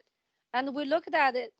Can we really do a period of repurposing and then remove it? Because the other times there may be other usage. We didn't find a practical way to get that implemented. And so that was not a taken sort of a chosen path. Thanks. John, do you have a question? Hi, thanks, Eric. Hi, Dennis. Hi, Hui. I know you often all you hear are complaints, so I'll try to even it up a little bit. I think a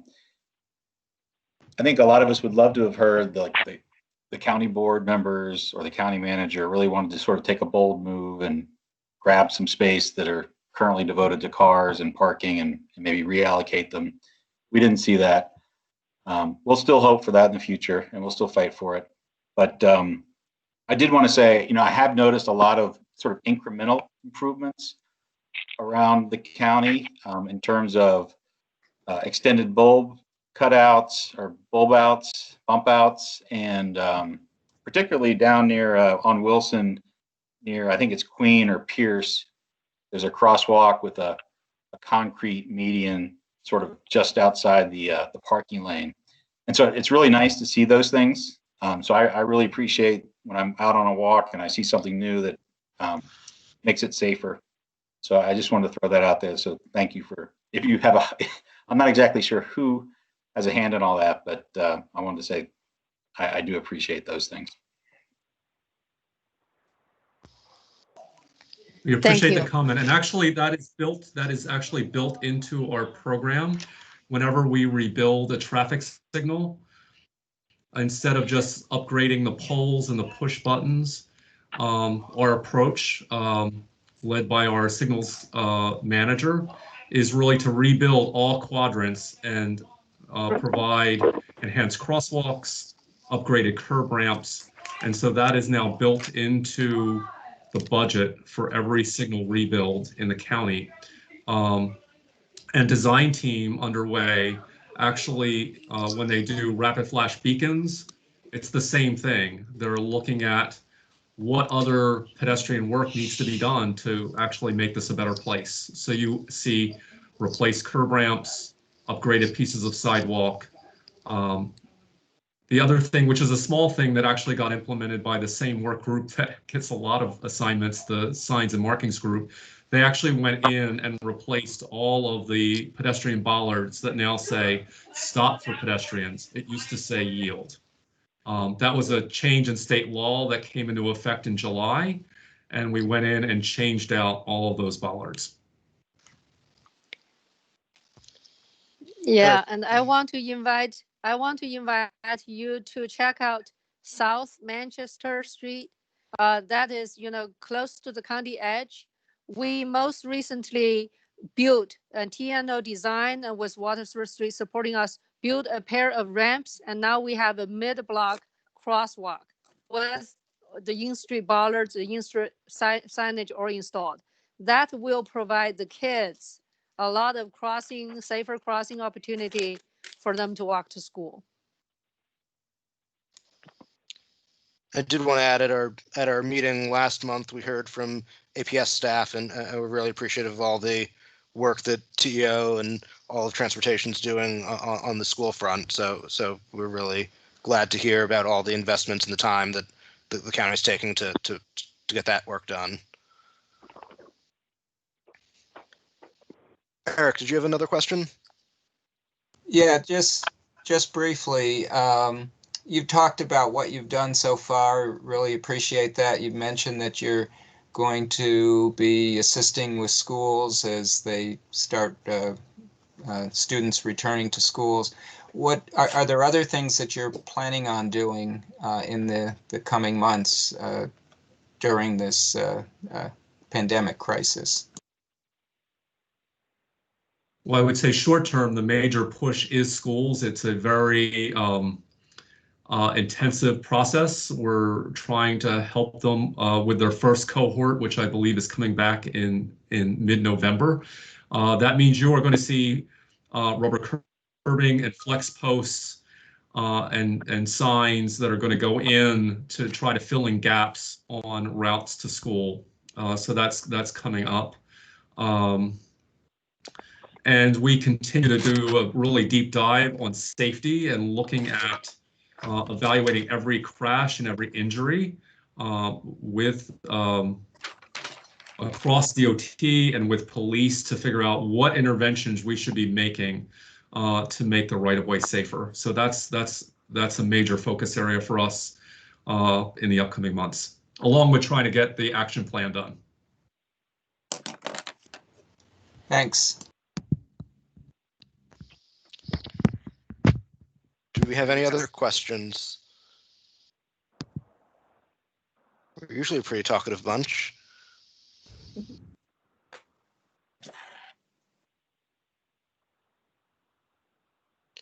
All right, well, if not, we really appreciate you coming to join us this evening and all the hard work that you've done throughout the pandemic, keeping us all safe.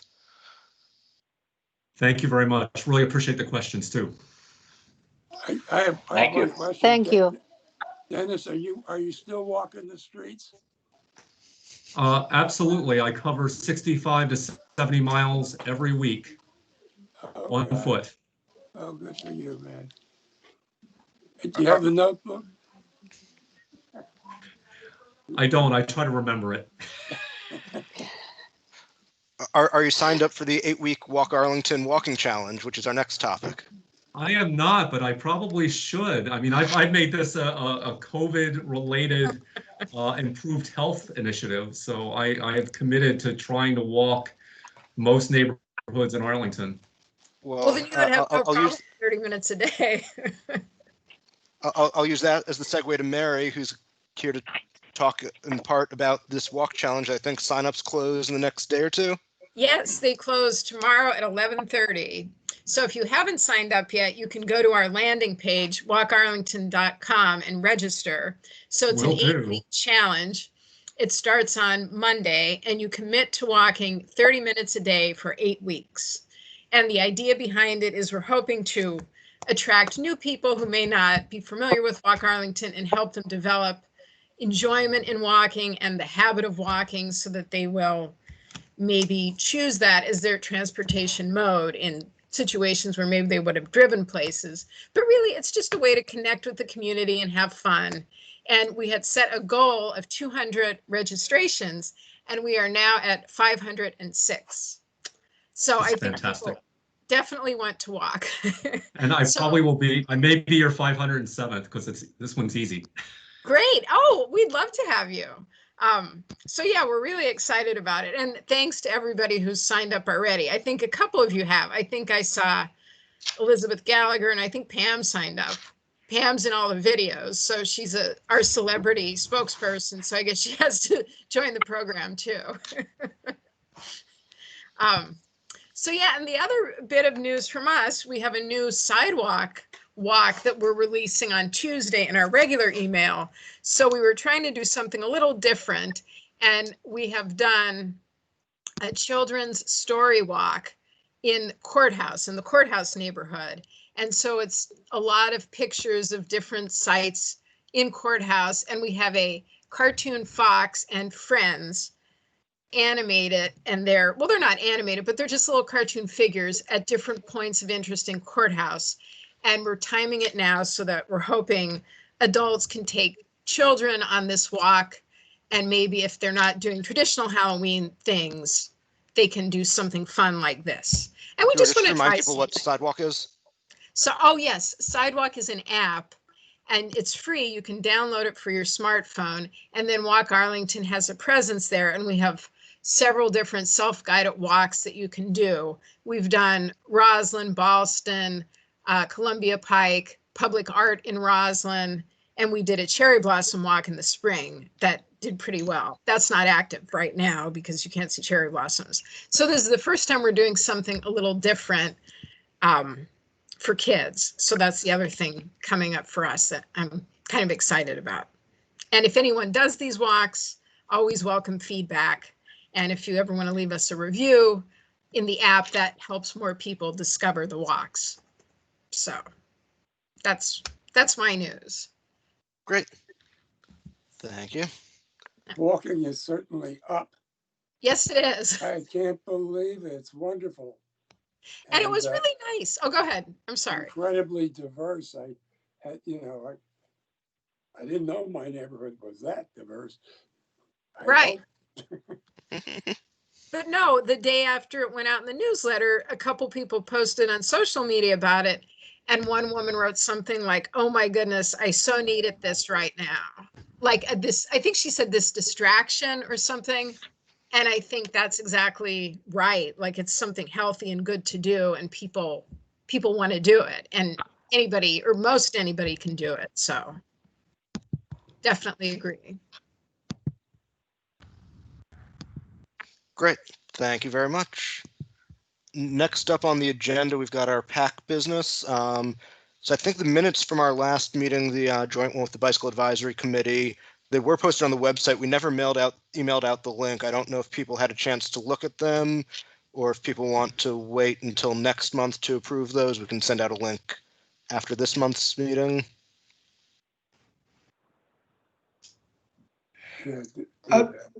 Yes, I can send that out to the committee members and the Google group. The minutes from last meeting are pretty dense because we had some very detailed presentation from the schools folks. So there's minutes and a YouTube video of the meeting that was recorded as this one is being recorded, and some other sort of addenda and footnotes and things like that. So I'll put together a package and send that out in the next day or two. Great. All right. So we'll the last meeting, and then when the similar information from this meeting is ready, I will do the same. Great. So we'll hold off approval of those minutes until our November meeting, which once again is a week earlier than usual. It'll be November 4th due to the holiday. And hopefully we'll be covering Vision Zero topics as the primary item for that meeting. So the other piece of PAC business is membership and officers for next year. So I think all committee members currently are on terms that expire at the end of December of this year. So I know some of you have sent emails about this already, but if you could send them again, if you could email both me and David just for record keeping purposes about whether you're interested in continuing on the committee for another 2-year term. We will then get those out to the county manager for approval, hopefully before our terms expire. The other piece is officers for the next year or two. So it's my intent to step down as chair by the end of next year, by the end of 2021, so that we'd have a new chair, but for 2022. So ideally, we would be able to identify someone at this point who's interested in stepping up into that role, so that they can serve as vice chair for the upcoming year. So if any of you are at all interested in doing that, if you could also reach out, it'd be good to kind of get that as a somewhat orderly transition.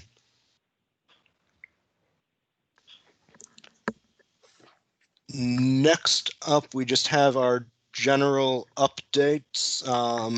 So first, I guess, is Vision Zero.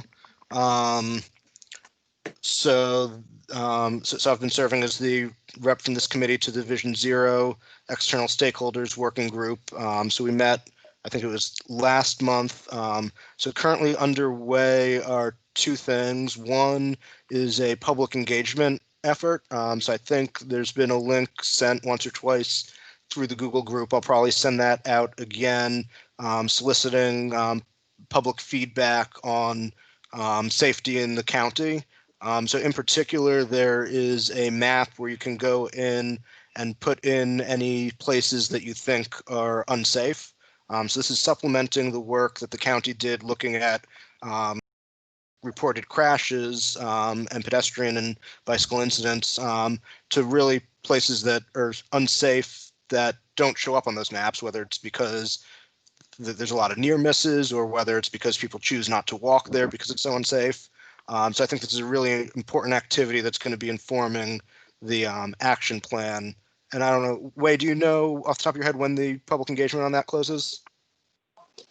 I believe it's end of this month. Okay, so people have a little bit of time to fill that out, but hopefully everyone can take a few minutes to do that. I think that'll be really important. Then the other thing staff is working on at the same time is a draft of the goals or for the action plan. And so that's something that hopefully we'll have in time for this group to look at our November meeting. And so there'll be public engagement on that as well, but also through the committee and the working group. Any questions on that? All right. Gail, did you have a brief update on the Lee Highway work that you've been coordinating? Yeah, just to the extent that planning these changes in Lee Highway has really been started in 2016, and then quite a few years later they came back with actually doing the next development phase. And I just wanted to mention to the group that the phase 1 of this planning Lee Highway, there are now 3 reports that have been issued about it. They're quite comprehensive and interesting to read, but I think from the perspective of this is certainly a road that there's probably no intersection that's safe to cross. And it's a very difficult road for bicyclists. And so I was rather interested that some of the reports really focusing on transportation and connectivity. And I think that they're just features of the Lee Highway that make it very difficult for multimodal use. And one very basic problem, not something you think about that much, but if you just look at the properties the commercial properties that line the road, they're actually fairly shallow. They don't have very much land that can be repurposed. And some of it had been repurposed many years ago. And so it's interesting that they're actually considering in their latest report on kind of potential future activities would be to acquire rights of way and easement to really get some more land to be able to put in decent access for bicyclists and pedestrians. And I thought that was kind of interesting to see. For the most part, the reports are really focusing on every aspect of life, not just being a pedestrian or a cyclist on the road. It's a very difficult road it's going to be a difficult road to change. It's very autocentric. And worse than that, the economic model, when you look at the kinds of economic activities lining the road, they're all car-centric as well. And yet this is a corridor that brings in a lot of revenue for the county. It's very economically viable and has low turnover in stores. It's going to be interesting to see over time what we'll be able to do, but it's going to be a very difficult transition, I think. But if you're, anyway, if you just are interested, the reports are posted on the Lee Highway Alliance website, and there for anyone to look at. And the last thing is, of course, they are proposing and trying to rename Lee Highway. And you can actually put in any name suggestions you'd like up until October 21st. My personal favorite is Virginia Creeper. If we could just get the speed limit down, maybe it's a viable road for more than just cars. And that's all. Great. Thank you very much. Sure. And then the last thing we've got listed on the agenda is Route 1, Pam, and then we also have Rob Mandel from the National Landing Bid, who may have something to add on that as well. Ah, okay. Am I unmuted? You are. Oh, good. Hi. So I'm Pam Van Hine, and I am wearing 3 hats with this. I live in Aurora Highlands, and Route 1 cuts between the neighborhoods west of Route 1 and Crystal City to the east. Has been an issue for everyone for a very long time. And when Amazon has decided to move to our area, which we're quite happy about, they are also concerned about Route 1, and one of the promises from Virginia is that VDOT would investigate whether it would be possible to make improvements to Route 1 that would make everyone happy. So there are 3 things going on. The first is, which Rob could say something more about, the National Landing Reimagine Route 1 report, which is now online on the National Landing website. It's a 74-page, I think, a beautiful report giving 3 different possible concepts that they're thinking about for bringing Route 1 down to grade. One of the issues with Route 1 is at 18th and 15th, the highway goes over 18th and 15th, and some people would like to bring it down to grade so that they would be level with the streets, and some of us feel that we are very happy with having Route 1 above us and having a safer route, but that's another issue. The second activity is the Livability 22202 Route 1 working group, which I'm also part of, and we have had two specific Route 1 presentations to the public. One was just in the last couple of weeks, and we presented our survey data on what residents thought about some of the possible changes. In general, the residents hate crossing 23rd Street with good reason, and nobody bikes across 23rd, and people cross it on foot with great trepidation. When we have a choice, we like going on 18th Street under Route 1. We also really like 12th Street. And in general, the survey results show that most people were not in favor of bringing the roads down to grade. And finally, we have the VDOT feasibility study, which is the Route 1 multimodal improvements study. And I want to emphasize that it says multimodal in the title, and multimodal comes up many times in the information that they provide in the website. It's very transit positive. Everyone is feeling it's really important to have as many commuters taking transit as possible because we really don't need more cars in our area. So that keeps showing up again and again and again. And that is an issue in 22202 and for VDOT and for the county and everybody else. The purpose of the study is to study the feasibility. So they're not talking about building it, they're just talking about whether it is feasible. They're comparing 3 different proposals. The first one is bringing Route 1 down to grade.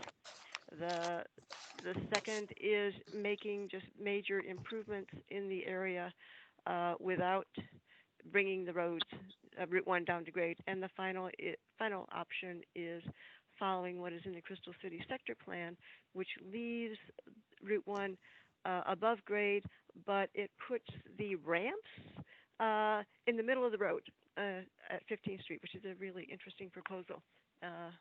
So we'll see what they come up with. The project has several goals. It includes safety, for everyone, including pedestrians and cyclists. Again, multimodal accessibility and accommodation. There's that multimodal again. And then it says transit effectiveness. So there's transit again. But also maintaining vehicular operations. And finally, there's environmental issues. It says preserve, protect, or enhance the built, natural, visual, and social environments, which raises all kinds of things that they're going to be looking at. I'm going to say a couple words about the process. There is a 38-member task force, and I am the PAC representative on the task force. We'll be meeting 4 times. We met for the first time a couple weeks ago. We didn't really have much of an agenda ahead of time, so it was mainly just giving us an overview of what would be going on. My sense is that we are primarily funnels. One of our responsibilities is to share with our constituents, which means that I share with you what the VDOT proposal is doing, and also that I am to funnel back to them what your concerns are about their various proposals and activities. Among these 38 representatives, there's several representatives from our civic associations in the area. There are a ton of county planning and transportation staff, as well as committee representatives, commission representatives on the task force. The BID has several representatives, the CCCRC has 2. There's a ton of VDOT staff and consultants, and a bunch of others that you might not necessarily think about.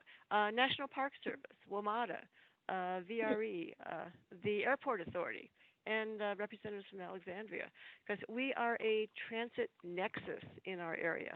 And what we do with Route 1 is so important for so many things. It has huge impact on the airport. It has huge impact on all forms of transit, including regional transit and trains. So everybody's at the table. It's going to be very interesting. The VDOT wants to reach out to the community. They're doing at least 3 different projects. They're going to have an online survey very soon. They were very interested that the livability group was doing a survey, and Dana Bress, who many of you know, has sent his survey results and slides to them.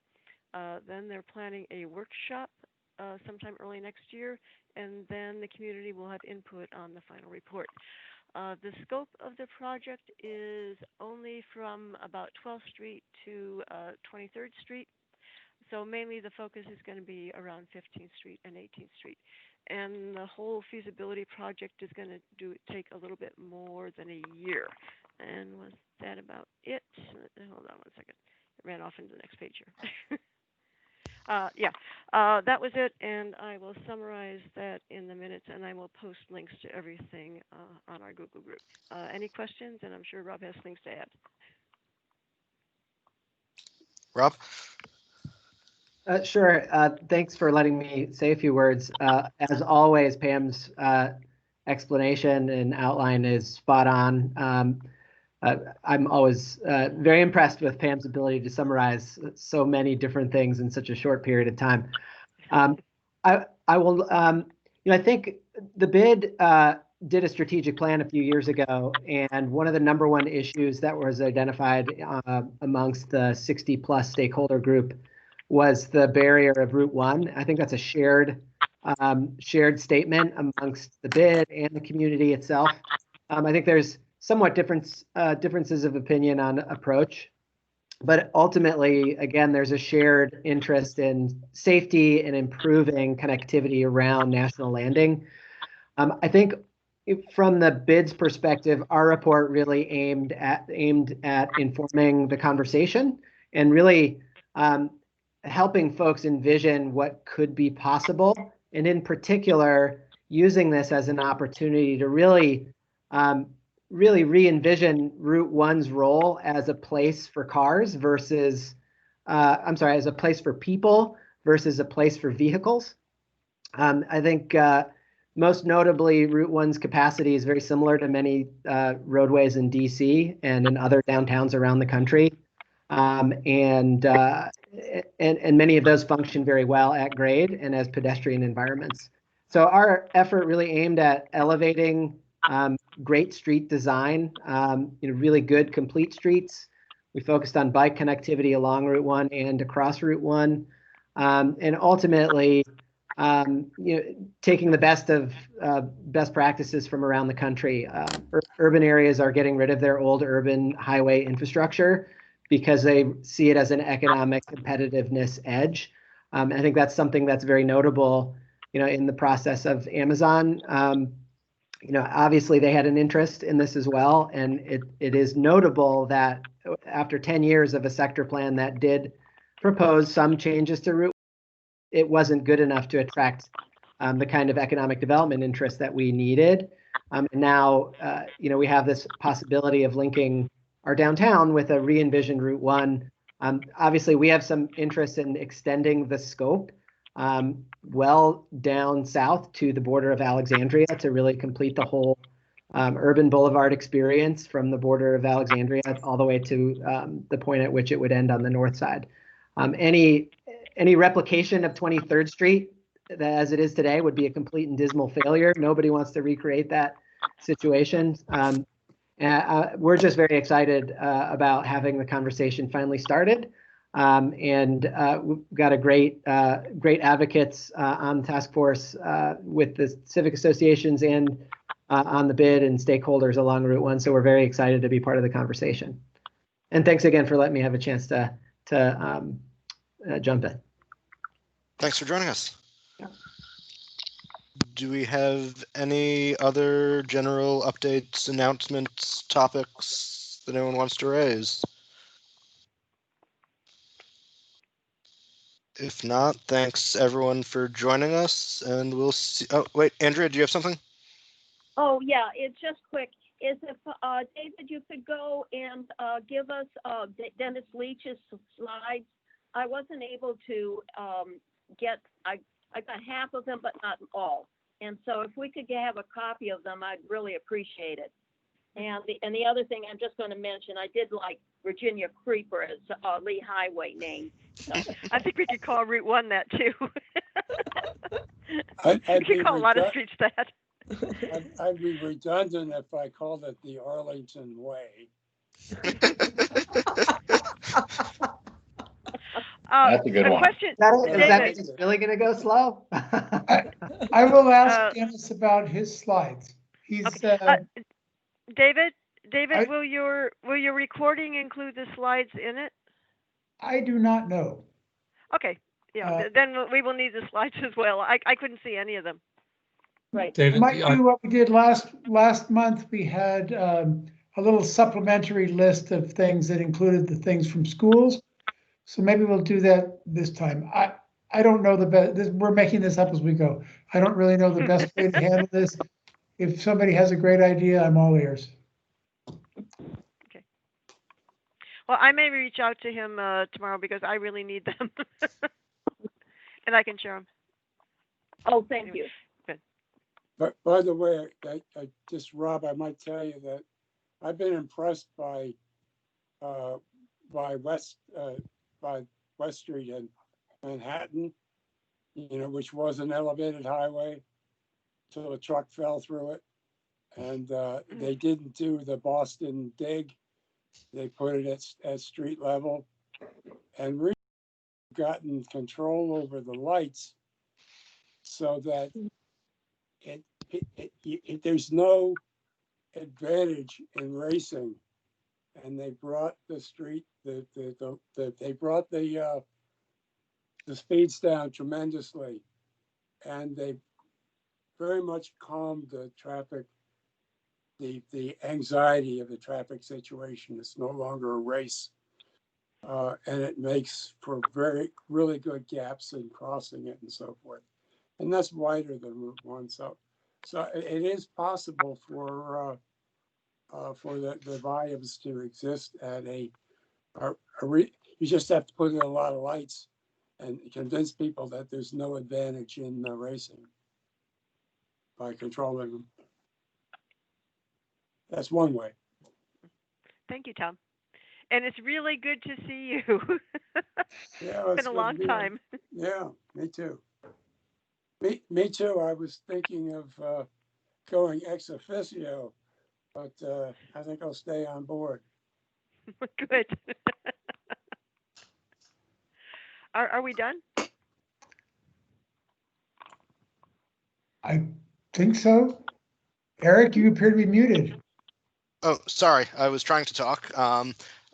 Anyone have anything else? All right. I'll declare us adjourned then. Thanks everyone for coming, and we'll see you back in a few weeks. All right. Bye, everybody. Thank you. Thank you. Good night.